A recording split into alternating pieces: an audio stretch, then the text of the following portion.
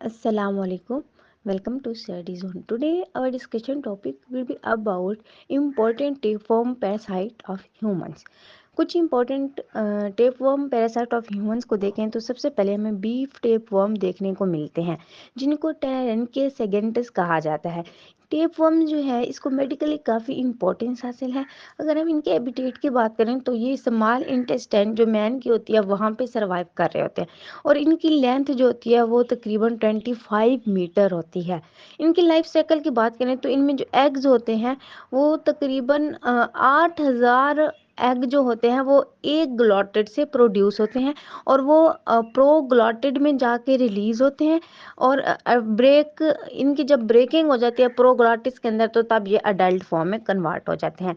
ऑन्कोस्फीयर जो है जब एग डेवलप होता है तो ये एक सिक्स हुक्ड, जिसे हैकेंज कहा जाता है, लार्वा उसके थ्रू आपस में वो फॉर्म करता है सिक्स हुक। आप यहाँ पे देख सकते हैं डायग्राम में।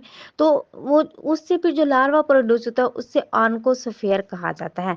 कैटल हो गया, कैटल जो होगा वो इनका इंटरमीडिएट होस्ट होगा। जब इस पोस्चर्स को ग्रास करेगा तो जो कंटामिनेटेड होंगे ह्यूमन फीचर के साथ वो इस पे मौजूद जो होंगे, और ये जो कैटल होगी इसको इंजेस्ट कर लेगा ऑन्कोस्फीयर जो लार्वा बना था। उसके बाद क्या होगा कि सिस्टी सर्कस या फिर ब्लैडर वर्म डाइजेस्टिव एंजाइम जो होंगे कैटल के वो इस ऑन्कोस्फीयर से बाहर आ जाएंगे, और जो लार्वा होगा वो अपने हुक्स को यूज करते हुए इंटेस्टाइनल वाल से होता हुआ ब्लड स्ट्रीम की तरफ जाएगा। ये जो ब्लड स्ट्रीम है इस लार्वा को कैरी करेगी और स्केलेटल मसल्स तक ले जाएगी, स्केलेटल मसल तक ले जाएगी। और ये जो भी इंसेस्टेड या फ्लूइड फ्री ब्लेडर होगा इसे सिस्टी सर्कस कहा जाता है, या फिर इसे हम ब्लेडर वर्म का नाम भी देते हैं।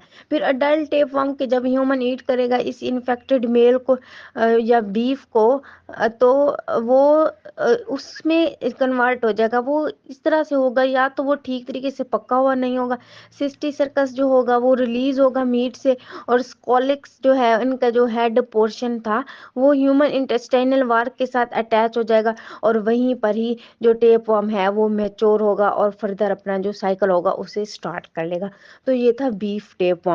जो नेक्स्ट है वो है पोर्क टेप वर्म, जिसे टेनिया सोलियम भी कहा जाता है। इनकी इंटरमीडिएट होस्ट की बात करें तो इनका जो लाइफ साइकिल है वो भी बिल्कुल बीफ टेप वर्म की तरह ही है, लेकिन वहाँ पे क्योंकि इनका इंटरमीडिएट होस्ट जो है वो कैटल था, इधर इनका इंटरमीडिएट होस्ट पिग होगा। पैथोलॉजी जो है इसमें सीरियस होती है ह्यूमंस में, क्योंकि अगर ये जो इनका लार्वा होता है वो अगर ब्रेन तक चला जाए तो ये ब्रेन में काफ़ी सीरियस इम्पैक्ट इनके होते हैं। इनमें मौजूद लेंथ ऑफ स्ट्रोबलाई की बात करें तो वो तकरीबन 10 मीटर लॉन्ग होती है, लेकिन समटाइम्स 2 to 3 मीटर भी किसी किसी में देखने को मिलती है।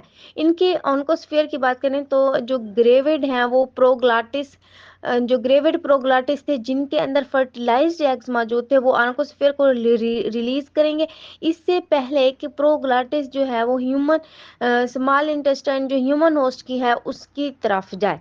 फिर सिस्टिसिराई की फॉर्मेशन होगी। सिस्टिसिराई जो है ये तब फॉर्म होंगे जब लार्वा हैच होगा और ये इंटेस्टाइनल वॉल की तरफ मूव करेगा, इसके बाद ब्लड ब्लड स्ट्रीम की तरफ जाएगा। उसी तरह से जैसे हमने कैटल का लाइफ साइकिल पढ़ा, जब कैटल इंटरमीडिएट होस्ट होस्ट था, बीफ टेप वर्म का साइकिल हमने पढ़ा था। ये डिस्ट्रीब्यूट हो जाएगा बॉडी की तरफ, और ये इंसेस्टेड होगा ह्यूमन होस्ट टिश्यूज में, ह्यूमन टिश्यूज में सिस्टासिराई के तौर पर। इनकी पैथोलॉजी की बात करें तो ये जो इसकी वजह से एक डिजीज काज होते हैं जिसे सिस्टिसिरिकोस कहा जाता है। ये जो डिजीज है ये ह्यूमन में मौजूद ब्रेन की डिजीज होती है, और ये फैटल भी हो सकती है। फिर नेक्स्ट जो है वो है हमारे पास डाइफेलोबोथ्रियम लैटियम। इसकी डिस्ट्रीब्यूशन की बात करें तो ये नाम से ही जाहिर है कि ये एक ब्रॉड फिश टेप वर्म है। डाइफेलोबोथ्रियम लेटम कॉमनली ये जो अमेरिका है, नॉर्थ अमेरिका वाली साइड पे, नॉर्थर्न एरियाज, यूनाइटेड स्टेट्स वगैरह की तरफ ये ज़्यादा देखने को मिलता है। अगर हम इनकी लेंथ की बात करें तो इनका जो अडल्ट वर्म होता है उसकी लेंथ तकरीबन 10 मीटर होती है। इनका लाइफ साइकिल की बात करें, सबसे पहले एग रिलीज होंगे। ये जो एग रिलीज हुए इनमें मिलियन एग्स जो हैं पर डे में वो रिलीज होते हैं। प्रोग्लाटिस जो है वो यूट्राइन पोर्स के थ्रू इन एग्स को रिलीज करते हैं। फिर कोरासीडिया एग्स जो हैं वो फ्रेश वाटर में डिपॉजिट होंगे, एग हैच होंगे और सिलिएटेड जो इनका लार्वा बनता है उसे कोरासीडिया कहा जाता है। फिर फिर है प्रोसिरोकाइड लार्वा जो है जब सोराकीडा स्विम करेगा स्मॉल क्रस्टेशियंस में तो वो को कोपेट्स को इंजेस्ट कर देगा। ये जो लार्वा है जब अपने सिलिएटेड को रिमूव करेगा तो कोपेट्स जो है वो प्रोकोइड लार्वा में डिवेलप हो जाएंगे।